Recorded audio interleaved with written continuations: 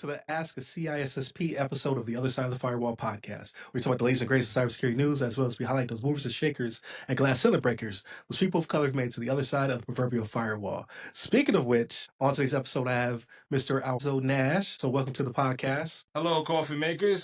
So you've been seeing a lot of Alfredzo recently. So we had him on for a whole week long.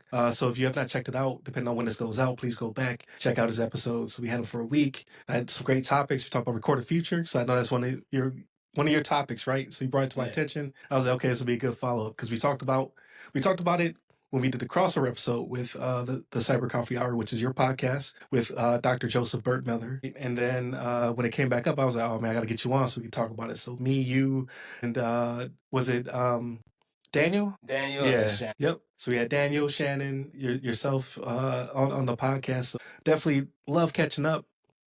But now we got to get a little bit more detail. We're gonna get some what they call texture about your background and experience. Contextual background for the OSINT researchers. Right. So I'm about to let you take off with it, right? But I just want people to know, like, this is a very, very intelligent gentleman right here. Like, he hits me with a lot of crazy knowledge on LinkedIn, right? When I read his post, I'm like, yo, this is deep. And then he has comedic flavor as well, right? We're talking about the Infinity Stones. We're talking about some other comic book stuff. Like it's a good combination, right, to keep people going. But I just want to make sure people understand. You're talking to true intellect on the podcast, right? Like everybody on here is smart and what have you. But I was just saying, like every time I talk to you, like it gets super deep. Like, oh man, I wasn't ready. I wasn't studied up. Without further ado, right, Mr. Alfredzo Nash from Mount Vernon, New York. Break down your background, your experience for us. Wow, so that's always the hardest question. So I'll start from the beginning. My interest came from video games. So coming up in Mount Vernon, New York, I mean, like I always kept a laugh on my heart and a comical situation, like you said. But in the beginning, initially, I got into computers because of one of my cousins. He took apart PlayStation 1. We were trying not to get in trouble. Initially, he broke the PlayStation, and we were like, well, how do we, not get in trouble for breaking this brand new PlayStation 1? So I watched him single-handedly take a Casio player apart down to pieces and replace the PlayStation 1. And back then we didn't know what it was. We didn't even say hacker. It was tinkering, right? And to this day, I have it somewhere in my storage locker, and it works. It's never had an issue.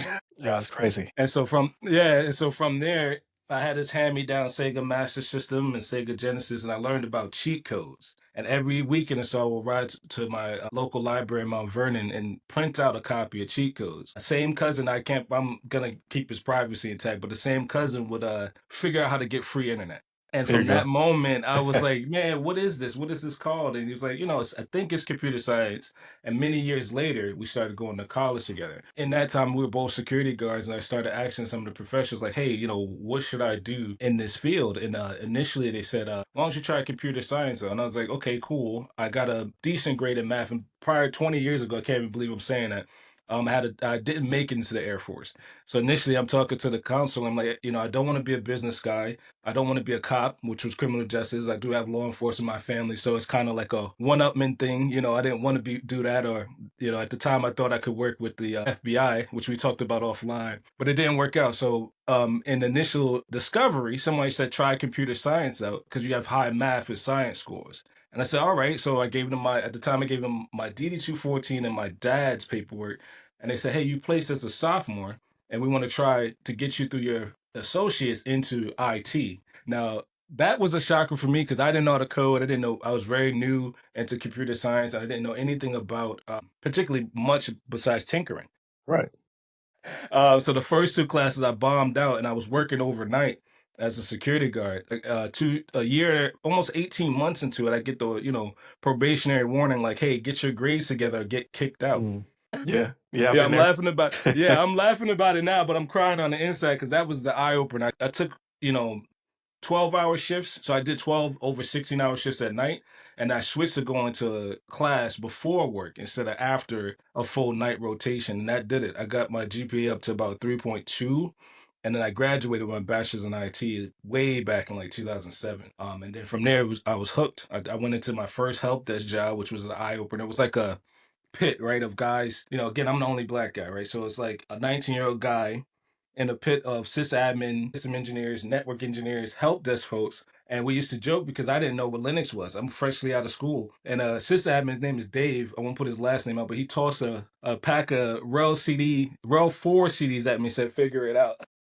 Oh, man. So that's how I got my first like enterprise ready Linux. And then I was tinkering with Ubuntu 704 on throwing out e-machines. Okay. So at home, I would go and install pretty much Ubuntu 604 and upgrade to 704 from bare metal. And I would use that as the desktop talking to Ubuntu server at my pop's house, at my dad's old apartment.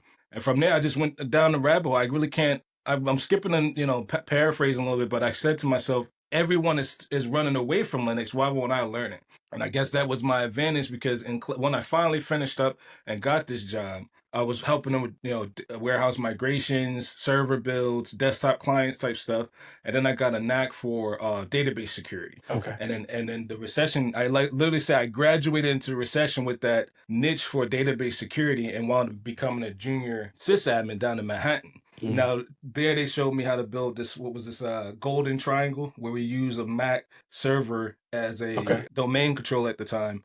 And we had to migrate off of Windows stamps. It had to have been 2003 back then. Gotcha. But it was an antiquated build, antiquated server, and the test was to audit everyone on the floor, on this art gallery floor. And I wrote a silly script to do that and collect all the clients and drop it into a tool called Open Audit. Okay. So pissing a few people off, they were like, hey, who saved us like $5,000 on the audit? I'd like to shake his hand. And that was my sign-on letter. That was my sign-on doing that inside of my 90 days where they dropped a brand new iMac on my desk. Okay. And then I laughed because before that everything was like borrowed equipment or used gear, but then that was like a challenge to say, well, what else can you do? So in that role, I migrated the whole domain and audited the floor just to get laid off after collecting all of the systems, and then wind up making my way into a hardware land role down in Bloomberg. I'm put all this. I was a little ashamed to put it out there because initially I thought like I didn't want people backtracking on my backtrack, but I'm gonna put it back on my LinkedIn because I'm rehashing everything now, and it's kind of I get kind of emotional because I was homeless during this time, so I'm rehashing a little bit of that trauma, but at the same time I'm looking at the level up. So when I got to Bloomberg, it was like this big, shiny, real world data center, like the ones you see on TV, right? Like you walk into the man trap, you have your crash cart, Right. you put your belt on, and there's a box over there. So I took down Solaris E machines, HPUX builds, IBM P5s. It was just whatever came across my desk, we racked and stacked. And the first beautiful box that I saw was the HPUX system, and I fell in love. I was like, this is Unix? Like, I didn't know the difference between the two, flavors of Unix and Linux. But as I'm tearing this box down, we were putting RHEL 5 and 6 in. So we took down HPUX machines and built super micro RHEL 5 boxes to deploy for sysadmins. I can't believe I remember that. And then we were doing traces, cable traces into a crappy software called iTrace, I think it was. But basically, it's like you light up the box, you put your entries in, and then it builds. It starts provisioning the whole rack. But you had to do cable runs every ticket. So I hated those. I was the guy that was like hanging out in the data center trying to avoid the tickets. And I taught all the auditors how to do these cable runs in a scripted way. But I never left the data center. So eventually it caught up with me that I was cross-training these auditors. And the manager at the time said, hey, you got a little time in the data center overtime. You want to try to check that. And then following, a couple audits, they were like, hey, you never checked in at your desk workstation, which was a terminal. So she kind of slaps me on the wrist and says, well, and I repurposed these old ThinkPads for every auditor to use, which also had like a standalone Access database, a thin client for Windows, like a little tiny build. And I would drop all the cable runs on each contractor's system in the morning. So I was kind of shortcutting it to spend more time in the data center, hands on keyboard. So I eventually left that gig to surprisingly, height of the recession. And I'm making some choices in my life because, again, I was triple dipping sometimes between contracts. It's no secret, too, back then we had to take contracts on and full-time work. Right. So I look at today and all the things going on in the news. I'm like, oh, well, that's 20 years ago for me. Oh, yeah, people were overemployed and things. Yeah. Yeah, it's a gimmick because how do you get a competitive rate, especially in New York, right? That's where I'm from, obviously, Mount Vernon, New York. Shout out to my city that I love. Hope it still loves me. But I would go down there 2 or 3 times in the evening, and then eventually I lost that gig. I left to go into the Apple store in Connecticut. Now for me, Connecticut was like the level up. It was like, oh my God, everybody's going this way. It's a beautiful city, but everyone that had gotten let go in the recession was heading the other way. That's what we say, heading towards Connecticut. Mm. And that was probably one of the best teams I ever worked for. To be honest with you, they say it was a scrappy bunch of IT folks, people from Time Warner, but they all had this like kind of air, like, oh, we're better than you. Gotcha. But it was really the Apple like signal. I say to this day, like Apple tapped the signal and you must do it our way kind of thing. So I learned everything there was about tearing down their product line as a Mac genius. And then I started rehashing the analyst role on what services were available for Mac that could be used business to business. And we would collect leads at the bar. So I remember I had to step my game up and say, well, I'm gonna try to catch as many business leads as possible. And I made it like a little competitive game with me and my buddies. And so whoever outpaced me or whoever would cross channel, say I would ask them, hey, did you have prior technical experience? Like, what did you do before the Apple Store? And to this day, they're some of my best buddies. When I eventually left after backing up an AT&T phone switch, the phone went down in the store, and a buddy named Janavi was on the phone saying, hey, we got AT&T on the line, and no one seems to be able to bring this switch back online. I did. I made a little Okay. back cable, and I took the old config over to this new over the phone pretty much with this technician to bring the phone system back on line, and then I took a coffee break. So as I went to go to Starbucks on my 15, I come back, everybody's clapping. This is like this thing they did. If you left the store, if you got clapped out, but when I came back in, people were clapping. I was like, "What's going on?" It's like, "Yo, you don't know you broke the phone system?" No, I'm drinking a coffee and I'm about to go back clock into the bar. That moment, Janavi pulls me aside and says, "Hey, I don't think you need to stay here. You need to go to a startup." What's that? Well, there's a startup in Connecticut called Datto. I think you should check out. See, that's what I got to cut you off a little bit because that's what blows me. People with natural talent and capability, right? Like, so like all of us have different journeys when it comes to it. Like, I'm a computer science dropout. I let everybody know that. So I I was going to school full time. I was working full time. I was in Buffalo. I was before I joined the military, and I was sucking wind. I had like a 2.9, 2.8, something like that GPA. I know. I was struggling, right? Like you said, you have multiple jobs, try to go to school full time. But yeah, I had to roll out from computer science. But hearing people like you and Aisha Hollins and Elizabeth Stevens, like people who are just like natural tinkers, like I break something down, I put it back together. And I met people like that in the military as well, right? I will get us there, but we're gonna take it's like I need the triple A what is it called? A triptych. Like I'm gonna get you there, I'm gonna get you over time. Like, but people there are certain people who could just like break the box down in their mind and then like put it back together. That's the type of person I feel that you are every time we have a conversation, right? Like you said, you didn't even know you fixed the. No, I didn't know what I was doing either. I'd be honest with you, I confront all these days later, act like I knew what I was doing, but I just kind of figured it out with the technician. And then so the issue was once the phones is down, you couldn't do nothing in the store. Like you couldn't back then anyway, before mobile pay and Right. everything, you couldn't really process inventory. You had orders coming and you had a lot of stuff back of house is what we called it. So back of house might be down, but you could still do your job in the front of house, which was like the Genius Bar all the way literally to the front door of the store. Okay. Oh, and this I even forgot why they called me, but they thought I had a lot of network experience, and I did because I was in a data center before this job. But I had no clue what I was doing until the technician said, "Hey, we're gonna get a backup of the old switch." And then my eyes light up and my brain starts going. I'm like, well, one, I remember we could do it. Like I said, we had a whole array in the knock at Bloomberg. I said, I thought we needed a knock to that. He laughs. He's like, no, but it's on the old switch. Just plug it up. I'll walk you through making the cable, and then once you connect it, I'll walk you through bringing the image over to the new Gotcha. box. So that's some of the part that's on one ear. I'm on the phone with this guy, and the other ear I'm kind of getting chatted at, like, get back to the bar. You're Right. not supposed to be doing it. So and I'm glancing over a few things because all the friends I made there, right, was because of the social engagement. And I don't like to think of myself as a socialite, but I like the experience with people. So the experience was, hey, you brought this back online and you saved us. And I was like, okay, great. I'm gonna go back to the Genius Bar and do my job. Right.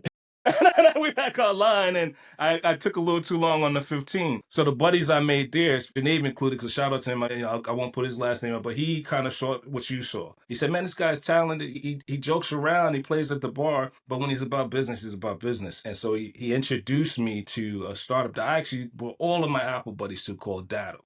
Now, back in the day, Datto, this is like '09 going into 2010. Back then, I didn't think that companies were backup and disaster recovery companies. I thought only the government did that. So the Navy saw this backup situation, a scenario of not only could you back up stores, but you can help what we call managed service providers restore their operations. So I'm the first man out of the store pioneering this new startup in Connecticut, which I didn't know. I took the bus there. And again, I was still living out of my car, back and forth between Connecticut and New York. And I said, all right, well, if I get this job, I'm gonna make a stay in Connecticut. I'm gonna try to make a legit stay and get stable in this job. And I went in like a three-piece suit, green decked out, nice shoes. Gotcha. And I go to the interview, and there's two guys. There was one guy that was also dressed up, but another guy in shorts and flip flops. And I'm like, where am I? I'm thinking like, oh my God, like this guy interviewing me is dressed down. And then at the time was a senior manager, and he got the word from a referral from Geneva, but he's pressing me about my resume. Like, oh, you don't know Mac, you don't know enough Linux. What's the deal? How are we going to bring you into this startup? And I said, well, first of all, I probably know more Linux than anyone on the floor. And I was kind of pushing the buttons because I knew I had the ability to learn on the fly. And me and my buddy Andy to this day, I'm gonna tell you how he comes into play. We call it learning by doing. There's nothing that's gonna outpace me on the ground if I'm interested and can train others. So as soon as I Gotcha. say that in the interview, they cut me a low ball offer letter, but said get to work. And the first thing I had to do was restore Active Directory environments. As a jest, like, oh, you're so nice at Linux, we're gonna take that away from you and put Right. you in the worst possible environments to work. And so back then, we would spin up these virtual instances on VirtualBox, which was Linux back in Linux Box, to restore different clients. I mean, there was tons of dental offices. I could keep going. The list was, the first couple of months was like a blur because people were calling. Imagine a help desk and they're down. So they're Gotcha. calling, most of the time they're down, or they need their files restored, or they need a full system rebuilt. So the pressure was on to do these system rebuilds and virtual machine to physical or physical back to VM on this. Pretty Okay. much just a solid appliance. Think like Veeam today, but it was miles ahead of Veeam. I'll say that to anybody. So then my buddy gets wind of it. My buddy Andy, shout out to Andy Gomez. This is the first cat that I recruit to say, hey man, you're really better than me at Linux and infrastructure stuff. You should check out this startup. And from there, it was a skyrocket. We kept poaching people from our old store. For your old organization, right? Because they're like, and I'm not ashamed to say it now because I did it because I wanted to work with cool people. I didn't like the jobs before where I was mostly by myself. I mean, I had cool people in the beginning, but I wanted to work with my friends and I wanted everyone to have a great time learning Linux. So from Andy's placement at the org, we skyrocketed and started picking out the most technical people in our old Genius Bar team. Okay. And so eventually we fast forwarding, I get promoted to a TSE, technical support engineer. It's like level 2, 3, right? And I'm sitting there making a joke about to my team, like, hey, this is not social hour, right? Like we got to put the work in. And by the end of these ticket runs, we're not going to be amateurs either. It's not going to be an amateur hour. So all these years later, that's what influenced the name for the Cyber Coffee Hour. Every time I would get off the floor, I would take a coffee break, just like I did in the Apple store. I would train up my guys, look at their cues, go through their math, because we weren't follow the sun yet. It was only 32 people when I started. But eventually, a year or two in, I became a team lead and we were around 200 employees. 10% of that population I remember was from my old Apple store. And the last guy we hired was a guy named Simon, and we met him at a pizza place where he had a Ubuntu tattoo on his arm. I was like, we got to get that guy. You don't wear an Ubuntu tattoo and not come over here. And I tell the story to everybody. So I get happy thinking about it because just like you said, it wasn't no hot shot Linux dude or super guru. Like I hated school, to be honest with you. I'd say to this day, as much school as I've taken, I hate the whole thing about school where you got to follow a syllabus, get a certain GPA. The format of even though mind you, I'm gonna get to this point too. Simon, brilliant guy, but everybody had a bad draw of the cards. So I said, man, if we don't get this guy, I'm done. And we did. We recruited him in, and he was a system engineer well until I got canned. And I'm gonna say how I got canned in a second. After about the last guy in, they came up with a program to say, let's have a finder's fee. Like let's have a fee for folks that recruited in. The last guy I got in was the cutoff. I said, dang, man, here it is. Here's all my homies here. And I didn't get any referral. And I didn't mind because I still love the work that they do and they did back then. So eventually, once I became a team lead, I tried 3 times to become a support manager, like a floor manager, incident response commander or floor manager, which we called cloud ops back then. So I didn't know the difference between help desk guy and infosec guy or operations guy. So 2 to 3 years in, they give me the opportunity to go to a software quality assurance team. Big mistake. I'm gonna say this because at the time I just figured out what software static analysis software testing, right? And dynamic analysis software testing. I learned it on that job, finding all the bugs that we would scan through a tool called Selenium. And at the time, I was pretty crappy at Python. I'm still am. I'm crappy. Like I'm still learning some of the flaws that I made back then. But I would basically find the bugs manually and write a suite of tests for every product that was there. Back then, it was the Gen 2 series, is what it was called. And I was pretty good at it. I got really good at it, and I was able to train folks and be trained by other developers. So the biggest part is you go from the support for now you're 2 steps away from the development team. Ah, I see what you're saying. Okay. Yeah, so back in the day when we had escalations and it was a decent enough bug, a developer would come in your queue and try to solve it in prod. But if that bug was bad enough or didn't have any various exceptions, it would go to QA and get retested. And that's where I tend to like to thrive and say, hey, this is a broken build. That's the first time I learned that was at Datto. If there's 300 of these bugs, 30 of these bugs, it doesn't matter. The build is broken. And I was lucky to get to this job because they wanted to get rid of me. They wanted to fire me at the time for training folks on my support team how to find these bugs and how to mitigate them in prod. So the deal was, hey, go to QA, get some skills, learn how to code, and by the time you're good enough to move from, I think it was like QA level 2 to the next level would have been just shy of a senior QA lead. I got canned for asking for more money Oh, man. because I pushed the button to say, hey, I'm doing all this work, but I think it's time for me to get a raise. And I took vacation prior. And when I came back, I was separated from the company. So wind gets around and they're like, yo, you're the best guy I knew. Like, why you gotta go? And after that, a few more rounds of layoffs happened and the rest is history. I look back at it like I lost the best job of my career, because I asked for more money or I pushed the issue with less skill set is what I think about. Yeah, but at the same time, like it's like that's the part that I as a small business owner, right? Like I get that you only have so much capital, so much funds to make certain things happen. But as as an employee, I understand it's cheaper to keep her, right? Like it's easier to get Grow me your through own. to Yeah. grow me within as opposed to getting somebody new. I digress. Like I But again, think I made it like a competition too. I'm not gonna just say one side of the story. I always like to compete. I always liked, and it wasn't real competition until I realized like my buddies were getting better. So the people I would cross train was like more collaborative and mentioning like, hey, you were right. And I don't really care about that part. I care that they learn. So a lot of it was not only is he good at learning the things he doesn't understand, though he's good at leading others. So that's I guess it was an influential part there. But then I didn't want to train people for free. I right, had did it before, right, but I was just exactly. like, most of these guys are better than me in coding. Most of them are like super smart. I mean, top of the top type kind of guys, right? But the issue was the pay. It's always the pay with me. And so many years later, when I finally left that job, I went to an air gap company called OWL. And they really put me on the chops because then I had to actually know Python through and through because we codified a air gap solution. Basically, think like a control system where you have the high side, which is all the operational IT stuff, OT stuff, excuse me, water treatment plants. I mean, you said you was in the military, right? So this was new to me, completely new. I thought this was like some mythical being because we tested a router, like your stay at home Soho or small business router, but I didn't know there was literally like a lights out, you will not connect to anything type device out there. So I learned that at OWL.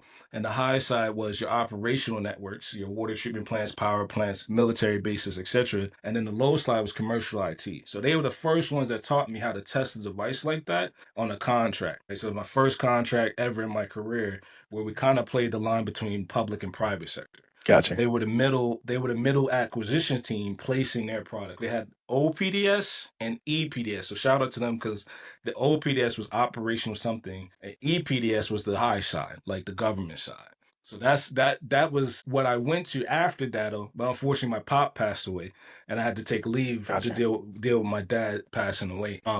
So and that was a very emotional time for me because he was the one that got me to say, "Hey, you know what?" He saw the whole God. I can't imagine him to say this. He saw the whole Snowden situation on the news. I'm just gonna put it out there, and it was like, Junior, that guy sounds like something you do. And it's like, what are you talking about, Pop? He sounds like a sysadmin. Tell me more about that. I said, Pop, the sysadmins don't have much access. And much like now, I'm getting hyped. Even think about it. He shouldn't have that much access. There's no way he should be able to get to all those people. But he said, son, I think he's a social like you. And tell me about your school again. Now, back then I was on the fence about paying for school and going to Utica University. He Right. said, Okay. first time in my life, he's like, nah, don't worry, you got that. Go knock that out after that, before he passed away. Go knock that out before they need you to do cybersecurity, right? So this is like 2014. It took me 2 years to pay off my first undergrad and finally pay off my car when he passed Gotcha. away. And then I got in there. I got in there in 2018 and never looked back. Never stand still as their motto, and I didn't. I hit the ground running, and I did 3 master's degrees. As much as I hate school, Yes, I saw that. I saw that in your LinkedIn profile. I was like, wait a minute. so there's a hat trick to that. I hated school so much that one of the professors would allow me to cite Wired magazines. Because I would have I still have it since I have like rolled up magazines. I fold the pages in half. But I was reading Wired for War at the time. And I said to one of the professors, say, yo, this guy, P.W. Singer, he's pretty on to something. Why can't I cite him in the paper? Well, find an institute that backs his writing and you could put him in the paper. But if you can't do that, then I'm going to fail you. He was really adamant about it, so he made the nickname Wired for me. And every day I would come in to this little senior seminar. He was, hey, Wired, what you got for me? And I'm like, well, today I got issue 47 with Kim Zetter in it. What now? And I wasn't trying to be braggadocious, but I really hated, catching the L for citing somebody that I like to read and see out there in media. So eventually, halfway through that degree, I found a hat trick to do 3 in 1. This is pretty much my context to say, well, if you tell me no once, I'm gonna want to know why. If you tell me no again, I'm gonna want to know how. And then, I'm gonna know what's wrong. And then the last third is how. How am I gonna get past this no? So the idea was to take half of the curriculum and split it between my research paper and cyber threat intelligence platforms. And it worked. It worked out for me. I did supposed to finish in a year, about 18 months, but I wound up staying there for 3 years. Right. To get the degree done, and it was piecemeal, right? My job would reimburse me sometimes. Again, I would work 2 jobs to cover it. I had a newborn daughter at the time, and I just put the hammer down. I said, "There's no way I'm not going to belong in this field, and I'm going to work 3 times harder." And I did. Now, that school was a blessing because they had a crime lab and the whole shebang for cyber operations. It's one of the best schools I could say I went to in my whole career because it was real world folks that worked there teaching us. Right. And that was Utica, right? Utica University now. Shout out to Utica. Yeah, shout out to Utica. Yeah. Uticans never stand still, Man. So that's it. That's where I'm at. I mean, I could keep going.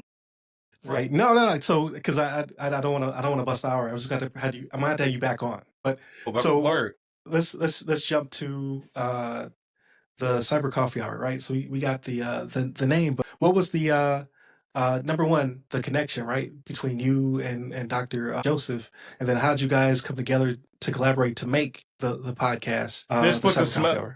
Yeah, this puts a smile on my face because every time we tell a story, we always say go back to our beta episodes when we really reconnected and didn't know what we were doing. Gotcha. So we were kind of learning. We were high school buddies, right? He was a couple years older than me. We were in the same JRTC unit back 20-something years ago. So life happens. We split. He goes in the Air Force. I don't make it and go into IT. Many years ago, we had a buddy named Gibbs, many moons later, that says, hey, I think you guys are in the same field. How do y'all not know about each other? Now, he's down south. He's like in Huntsville. I'm in Virginia. Dr. Joseph's in Virginia. He's literally an hour away from me. So he sends me his cell phone number. He said, man, you got to call this guy because I think he's doing a doctorate. I know you just finished your master's. How many did you get? I said, well, I got 3. He said, damn, like you really got to talk to this guy. And I said, Gibbs, chill out. We haven't talked in about 15 years. What makes you think that this guy wants to hear anything from me? Well, I think y'all working at the same place. And I think y'all doing the same thing. What is that, cyber operations? Yeah, buddy, that's what I'm doing. And I gave him a call, and he literally tells me he's an hour down the road and working in the Department of Homeland Security. Now, I was on the way out of a big bank into a contractor for Homeland Security. Right. So I couldn't win the lottery the same way. So right. Initially, he hits me and he says, hey, I'm doing this paper on dissertation on electrical grid. And I heard you're like infatuated with critical infrastructure. Would you mind defending my dissertation? Absolutely. Hell yeah, let's do it. And so about 3 hours into the call, man, we had the best material ever, right? And we said to ourselves, like, well, one, only the school is going to see this, and only the professional, peer reviews are going to see that content. How do we keep it going? And so the Cyber Coffee Hour was born. I said, hey, first of all, we didn't know. We always thought we were by ourselves for 15-something years. Felt like I was, besides the Apple Store and Datto, I felt like I was on my own. running and gunning, surviving, right? He said the same thing, but for the public side. I said, well, why is there never a show that talks about both? And so from there, we made the agreement. One, we're gonna go into the podcast industry first. We didn't know how we were gonna do it, right? And then thank you for welcoming us here too, because we looked at your show and said, hey, Yeah, absolutely. these Yeah. brothers got it going on. We got to link up with them. The second thing was we said we have to form as a business entity to protect our content. Because that's what took us the longer part of our formation. We really actually the ninth will be hitting 3 years. Okay. There Yeah. you So go. 2 years prior to that, we were kind of in the research mode, looking at you folks like you and Shannon. The other buddy you had on too, I think he was a UFC fighter. Yeah, LaVon Maynard. Yeah, yeah. Levon Maynard. He's the one that I was like, oh man, he's right. Like he said, there's no secret that we're out here working 2 jobs. It's like, yo, this guy is right. And I don't remember how long ago it was, but I know it was a while ago. And then the other one was Hacker Valley. So we stacked, ranked ourselves and said, well, wherever we come in, we want to gel with these guys and get out here as quickly as possible. Yeah, his content's dope too. Like Yeah. production value's crazy high. So after Dr. Joseph and I shook on it, we formed up and we hit the ground running. And we're telling the stories inside and outside of cyber. So inside being mostly what you see now today, the public side, the federal government, all the folks that have a tenure, coming out to folks that are newbies trying to get in. So I'm the outside trying to get in and cross train folks while he's coming with more tenure and leadership. And I'm kind of like the hands on keyboard side. We're like, this is how we're going to run the gauntlet. That's like where we meet in the middle is, well, who else is not telling these stories? And who else might need someone like us to influence people like us, look like us, and getting into cybersecurity? Because it is a gauntlet. Absolutely. The hardest thing that I would say about this industry is not just get in, it's staying in and being proficient in the field.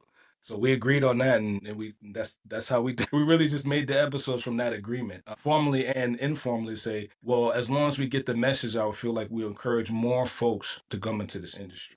That's dope. So, because I think initially Dr. Joseph hit me up, like either asked me a question or I forget how we engaged with each other, but then I saw you guys had the Cyber Coffee Hour, so I was like, okay, I definitely want to start talking to you guys because it was Cyber Coffee Hour, it was Stats on Stats, it was them tech folks. Like I started to see a lot more of us in the space, so I was like, I gotta definitely hook up with these people, talk to them, pick their brain, right? We just had a great conversation. I had them on the Ask a CSSP, and I was like, I gotta get both of y'all on Nice. the show at some point, right? We had that crossover episode, so I definitely want to do more content like that. So everybody, continue to tune in for more of that. But where do you see the Cyber Coffee Hour the next 3 to 5 years? Because that's going to also because I want to piggyback off of that already, right? So where do you see you and your career in the next 3 to 5 years as well, right? How do the two intertwine? So as you can see, I'm very passionate. I do see a lot with the Cyber Coffee Hour that's humbled me. So the first side of it is to protect the Cyber Coffee Hour and try to make an organization that can fuel, fund it, the research.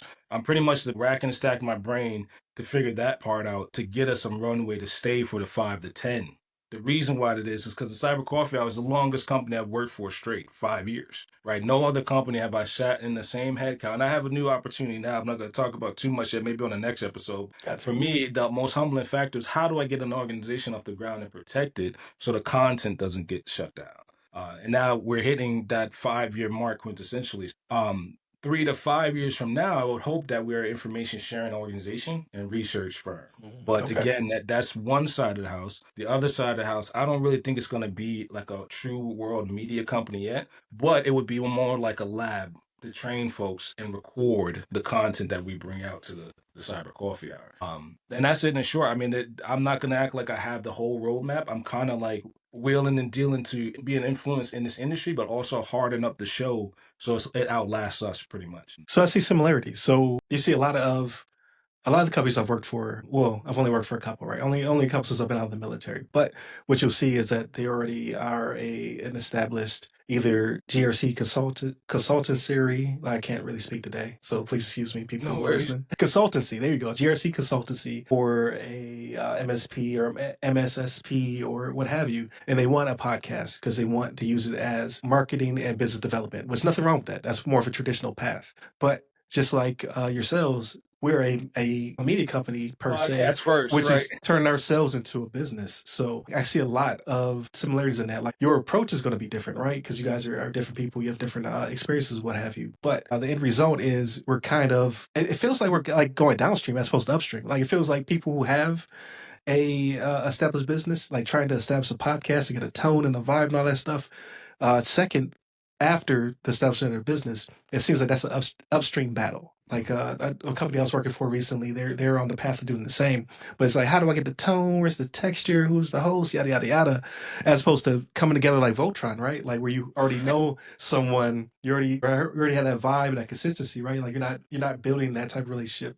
You already have that relationship. And I was like, hey, people are listening. We're helping people break in, right? Like we have a circle that's getting bigger with other podcasts that are have people who look like us, who have, similar experiences as us. And now how do we turn this to a business? So for whatever reason, that feels easier per se, in quotation marks, as opposed to doing the opposite where you got to, like, no one's going to be a Joe Rogan overnight, right?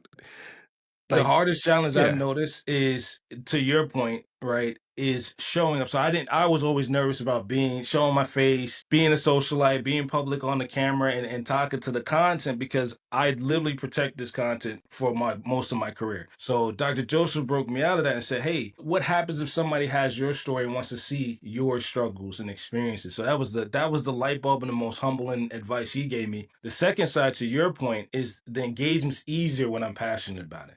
When I'm passionate about it, it's not hard to find a guest, run the ball, and figure out which content we're going to put up. He does most of the front of house work, and I do the back house office, just like a MSS. Hardest thing now that's more humbling is we intentionally built it on LinkedIn, right, to get the lead generation, which we thought we didn't know what we were doing at first was going to work to get the viewership and engagement, which is the hardest thing right now, right? A lot of people, when you're training in cybersecurity, are mentioning a learning curve. People don't really dial into that right away until it becomes engaging, Mhm. because that's what we're really trying to do, is really engage folks and say, this is the content that we brought to the industry, right? And we're in the industry too. So that's the other thing that I noticed that works out for both of us, both of our shows, is that we're still out here in the cyber trenches, like you said, the last couple episodes, right? Right. You can see me in any conference. You can see Dr. Joseph studying for the CISSP, Security Plus as well, and we're still running the gauntlet through our show. The biggest thing I can say to your point, is the most challenging thing is actually how do we turn it into a service provider? Right. And yeah, I can see the challenge in that as well. Mhm. Another thing that I like, right? Like when we talk about, I keep saying texture because I'm in the process of trying to write something. And that's kind of what my write coach said. You want to add texture, right? So I'm talking about like the snow crushed underneath my feet when I was in Buffalo and had to walk from X to Y. So you have that storytelling or whatever, that narrative. I like so when people listen to earlier in the episode, they're going to see how the genesis, right? Like where you started from to where you're at, and then all of what you had to learn in between. And I think a lot of that is being lost because you have a lot of. I'm not trying to bash anybody's platform, right? But yeah, I feel as though you have a lot of people who are kind of taking advantage of people who are trying to break in, right? Like, because Yeah, like 100%. cyber's been around for decades, right? But it's only been part of pop culture for like 5 to 10 years. People actually know what cybersecurity is, right? Because Mhm. they've lost their identity, or they've, they're getting text messages and emails and having to do phishing training and things of that nature, right? So now it's becoming part of the cultural zeitgeist, Mhm. so to speak. However, people feel as though I can sell you a 8 to 12 week boot camp, and you could be a cybersecurity professional. And I Right. I, I like your guys' content, as well as like stats on stats, them tech folks, where they are, and them DEM, develop every mind.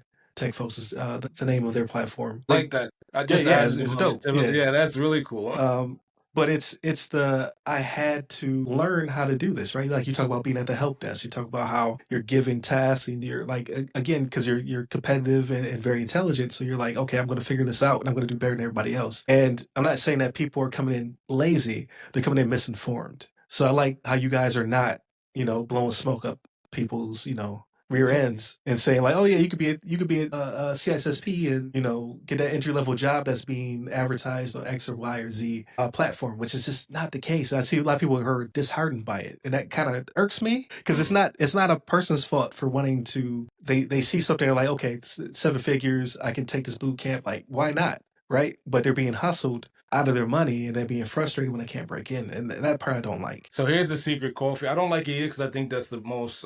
It's mostly like the fraudulent actors that we go against, right? They see the need, especially now. People are losing their jobs. Some people are putting their houses up. We know the whole situation in the DMV area, but I really look at those people the same as the fraudsters. So my ace card is the same way I combat the fraudsters is by collaboration and information sharing. We all can run the gauntlet together. Because I'm not the smartest guy in the room. I'm never claimed to be, right? But my competitive nature is together we'll be smarter than the adversary. Right. So a lot of times, to your point, when I see stuff like that, I gotta go in. I gotta reach more people. Because, and again, when I was by myself, it was 1-to-1.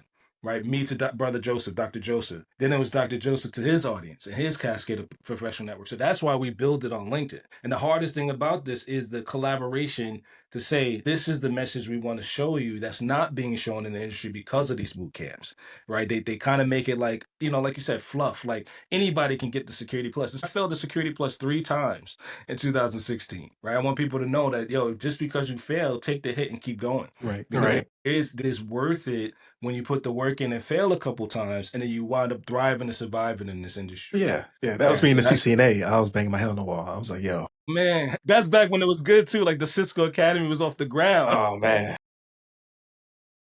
The CCIE started to glow back then. Like, oh my God. Yeah. You're a god. If you had a CCI, oh man. Yeah, CCI, you were because it What do like you that. set up cities overnight? Like, And they exactly. still are. Like anytime I run into a CCIE, they have a backstory. Like that's not a fly by night exam No, either, right? Like you're not just no. gonna like, oh, I'm going to study for 6 months to get my CCIE. Like, okay, you're gonna waste your money. But that's what the fraudsters say. That's what. But see, isn't it better when you hear like, yo, I failed that thing twice. Let's go study together. So Dr. Joseph has a study hall like that, right? So he's doing that right now for the CISSP. And then the other part that I kind of like is do a lab. Hey, remember Packet Trace? Remember all these tools that was kind of lost on a generation. To your point, a generation of cyber is going by now, right? This thing is maturing and it's actually becoming pretty dangerous out in the streets to go out there and not be trained up. So a lot of things that I like is like the home labs. Those are coming back. The try hack me's, the hack the boxes, the real ones that show you like Linux is only the beginning step, but you would be better equipped if you failed that Linux Plus, wouldn't you? Right. So a lot of times, I think the advantage is sure take the L, brush your shoulders up, go to a conference and figure out how you could do it there. If you need help, come with me. We'll go and tackle it together. I think that's the best thing that I haven't seen in a few years because of the boot camps. The pay as you Right. go paywall boot camps want you to give $100,000 a year, promises, because it's not, if the sky's the limit when those places don't exist. You can make way more than that if you just grind and stick to a routine and then do it as a team with a mentor. Right. So the biggest thing, the most humbling thing about the cyber coffee hour is I have to now how to be a better mentor for folks in this adverse times, right? So that was one thing that Yeah, we absolutely. tried to say. How do I learn how to be a mentor of mentors and also take on new mentees? So that was my grace from the show is Gotcha. folks will reach out and say, how do I get into cyber? And I had to come together and say, you got to grind. You're gonna take an L, but don't worry about it. And when you do take the L, learn how to keep moving, right? So that's the biggest part that I think I take away from our show is that people reach out now. They're like, "Oh, we have great content. We like your content." That for me was humbling. I didn't think I was gonna be, a content creator. Yeah, no, and then it's very surprising. It's getting over the hump, right? Because like the first couple episodes are pretty daunting. Like I tell people, like at least do 7 episodes, and then you could say you don't like it, right? Because initially I was like, I don't think it's gonna work out. Like me, Levon, and Shannon were doing it. It was really just to get me out of I was in COVID lockdown, so it was to get me out of my hotel room to be around friends and chat it up. So we were able to keep it going once it was I was able to leave my hotel room and start doing work. But a lot of people don't make it past 7. So I'm like, if you could get 7, then you can keep it moving. Now we're like 860 or something like that, right? It just keeps rolling. But I want to go because you jogged my memory, right? You brought up a memory. Well, after the second time I failed the CCNA, I went to work and we had a bunch of 8-port Cisco Power over Ethernet switches, right? So I signed out 2 8-port PoE switches, and I made a bunch of because we had a bunch of spare Cat 5 cable. I made a bunch of crossover and straight through cables. And I took it home, right? I signed it That's out. it. I took it Home home lab. and just had to lab it up. I forgot all about that. Like that was a thing, right? Because when it was time for me to finally PCS or for the people who were listening who were not military, right? When it was time for me to move, I had to find those switches, and they were Oh, they you were know, looking they, for them. yeah, they were like, "Hey, remember you signed this out a year ago?" And I was like, "Oh yeah, I signed it out before I took the third time I took the CCA, and I finally passed it." Right. So yeah, it's hard work, but it's well worth it, right? Because like you said, you have the passion that it makes it fun. It makes you want to push through, persevere, and then make it happen. And then you don't want to let anyone down. So for me as a civilian, a lot of the stuff, I hate to say this, but a lot of companies just threw out a lot of stuff. So Oh, there you go. Yeah. if I had a mentee or I had some, hey, come with me to pick this up at the loading dock, you know. And I'm not ashamed to say it now, but as I think about it, like, yeah, a lot of the companies would throw out Cisco gear. They would throw out, two super micro chassis, Mhm. and then I would turn that into lab. And then a lot of times too, when you show somebody like, look, this is what they're wasting. How can we build it more efficiently? That's what I think a lot of folks, especially today with the cloud, you don't see that like backhaul of spend until you look at your Amazon account or if you look at your, and I'm not knocking the young ones today. I think you should do both. You should look at like But your yeah, smaller home labs, your Raspberry Pis, and then figure out how not to scale too high in the cloud. Because the cloud today is ridiculous spend to me. Ridiculous amounts to spend. Not to knock anybody, but you can't have somebody pay to learn. In my personal and professional opinion, you should have the most free, smallest lab right by your desk, and then have somebody saying, "Hey, this is how we could do it better. This is how we can mhm. collaborate and make it more efficient." Hopefully, we'll see that with the downturn that's going on in cyber, but I'm really concerned that people are going to get lost in the industry thinking that they have to go to these boot camps for sure because Yeah, they don't yeah. see any alternatives. Right, and yeah, because I had a buddy of mine reach out to me and ask me. He's in the medical field, right? So he's doing very well, but he's like, "Hey, it's a side hustle. I might want to, dabble in this." I said, "That's cool." The camp that you sent me, because he sent me a link to the boot camp. It was like 8 weeks, and then you're a cybersecurity professional. I was like, "Don't do that." Mm. I was like, Yeah. if you're really interested in doing it, like I'm not going to knock it. Like with your background in health, like if you had IT as well, that'd be a lot of brain power going on time, but you would be truly a unicorn at that point. Yeah. But you got to do it the hard way. Like there are no shortcuts. You're going to have to lab it up, like you said. You're going to have to study and research it if you have the time. But you're out here working 12-hour shifts, stuff like that. Like, do you have the time to make both those things happen? Like some people do, some people don't. Well, yeah, we had a guest. We actually had two guests that humbled me a lot. So one was Dr. Angela Holiday Bell. Excuse me if I mess up her name, but she made a book, "Don't Sleep on the Job," I think. Okay. And I realized like at this time I hadn't slept from a previous job. And I missed her episode because of that. And I said, well, dang, you're right. Like, the strain that you don't see in this industry is a lot of us are losing sleep to stay in the industry. So the best example we can give folks is, hey, like you said, don't lose sleep over the $1,500 boot camp, right? Take a little lab, take your time and do it in 16 weeks. Right. And that commitment is you get to sleep easier at night without Mhm. racking your brain. The other side, we had a guest, Tony Owens, when around our six, like you said, six, maybe 11, going into the like really back end of our first season. Hey, why aren't you guys on YouTube? There you And go. I was humbled. I was like, yeah, you know what? What? So first of all, I heard all the rumors about everybody quitting YouTube. So I was pretty apprehensive, like, well, we got to get a following. We got to use our LinkedIn network. And then one day, the following week after Tony Owens episode, shout out to Tony, we're like, you know what? Let's just dive into YouTube. Forget it, right? And see what Right. happens, right? And so we kind of we're trying to mold that a little bit more to funnel our LinkedIn network to the channel. So you'll see on my LinkedIn now, it'll say hello coffee makers, and that's our link Mm, tree link. gotcha. So you can find all our socials there. But like you said, I'm having fun because I'm learning while doing it. Now I'm not following the algorithms and things in the background because I know there's probably hundreds and hundreds of people that need to hear these stories. Right. To your point. Right. Absolutely. And you bring up a good point. Like, so I've never been discouraged about our numbers. I'm always that happy that somebody wants to listen to it. Right. So like Right. you think about like an auditorium is usually like 500 people. So if I'm hitting like auditorium levels, like I'm doing some good stuff right there. Right. When we talk about movers and shakers, things of that nature. But I also thought about it like one day, once I grow Ram Cyber, right? Once I grow the other side of the firewall, I can hire somebody to fix the algorithm part, right? I don't have to specialize in everything. Like a small business owner usually wears multiple hats, but Mm. that's a beast I don't want to tackle, right? Like the content's there. I do my best to label it and get it ready for people. I push people towards it.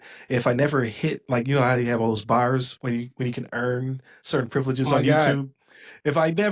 If my bar never fills all the way up, I will not be heartbroken. You Mm. know what I mean? But if I ever do have the cap space to bring somebody on who knows how to fill that bar up, then by all means, like have at it. Like dig through this archive, do your thing. But I'm not gonna ever chase that metric because it's just um it's too daunting of a task when that's not really I'm not going for that, right? I'm not a Kai Sinai, I'm not a Drewski, right? I'm not a content creator who's looking to bring in the masses. I'm like you said, like if it's 100 people out there that need to hear my story, then cool. 100 people get it, 300 people, 500 people, it doesn't matter. If three people right? It's like I'm helping somebody and giving them the advice that was somebody had given me when I started out. So it's all good.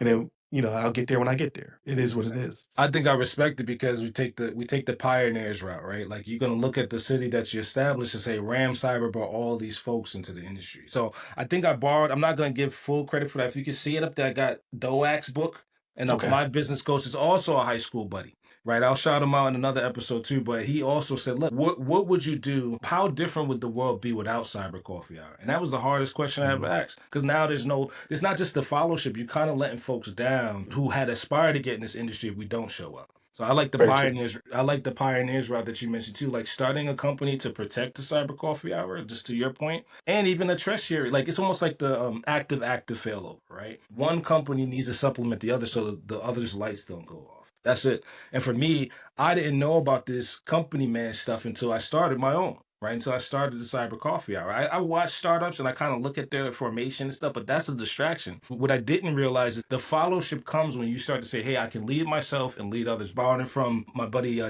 Chappie Brown.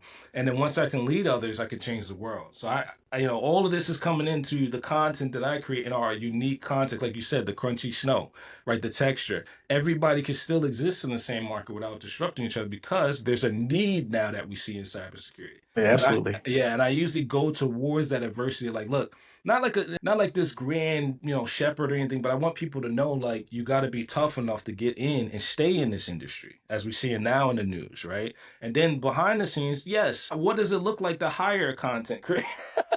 Yeah. To your point, like I don't even know what the bars are the distraction because they're driving a metric for YouTube's. Nothing against it. We still out there, right? We still on YouTube. Hopefully they'll send us checks one day.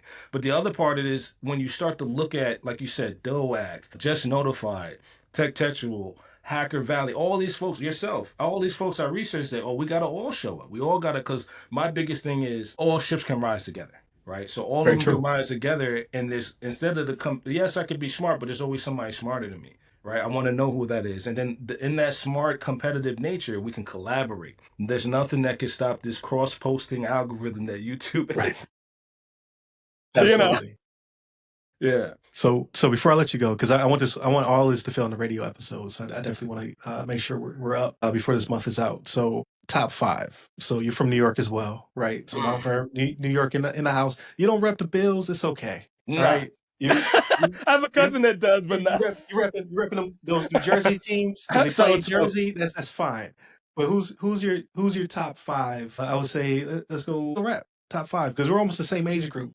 Oh man, that's good. So you hit the like canonical. I'm not really following rap as much nowadays that I'm older, but I could say definitely Kendrick. Had the And it could be any dead alive, any time frame. Yeah, we definitely gonna go back to Big L. Okay. Diplomats. I was a huge Diplomat fan 20 years ago. I went to their first concert down in Fordham. And I had I'll send you the photo. I had the t-shirt. I was all decked out. I thought Gotcha. I was a diplomat, right? Busta Rhymes, obviously. I love Busta Rhymes to this day. And then the last one I have to say is a new cat. Damn, not Kid Cudi. It's another one. I can't remember the brother's name. I'm probably gonna get clowned. But that's the top 5. So Busta, Diplomats, the whole Diplomat collaboration. Gotcha. Okay. Big L, obviously before then they predated. We're a little older, right? My cousins list. Oh, and then of course Mobb Deep. There you go. Okay. Definitely, because they shout out Mount Vernon, and anybody that knows, they shout out Mount Vernon in several of their albums. So Mobb Deep is the last one running it before G Unit. So I don't, my brother loves G Unit, and I said, nah, I remember when they collaborated, and I said, yo, they're the only ones that shouted out Mount Vernon. Gotcha. And then 50 shouted out Yonkers. So I kind of said, all right, I can listen to G Unit, but you got to remember Mobb Deep was out there before then, shouting out Westchester County, Okay. All right. Respectful list. Not my list, but respectful list. You put Diplomats on there. I'm very surprised. Man, listen. No Benny the Butcher on? No West Side Gunner? Because you know what it was? It was getting on the train, and Harlem was, the next stop after Fordham. So that was me. Like I went to the concert in the beginning of them forming up. So. All right, so I got to land this plane. We definitely got to do this again because there's so much more to unpack on your backstory, your current initiatives, all that good stuff. But I think this was a good outline of Alfredzo Nash, the Cyber Coffee Hour, right? In your collaboration with Dr. Joseph. So definitely continue to hit us up at all the websites to go by our name, The Other Side of the Firewall, The Other Side of the FW, or Ask a CISSP. You can find me at RyRy Security Guide. It's RYRY Security Guide, pretty much everywhere, but LinkedIn's where I'm most active. And where can they find you and your content, Alfredzo? So right now, if you go to my LinkedIn, you can find our new link tree on my profile. Say hi to Coffee Makers. You can also find us on Blue Sky, LinkedIn again, YouTube, and a bunch of other socials that I just stood up last week. Gotcha. And it'll all be in the description.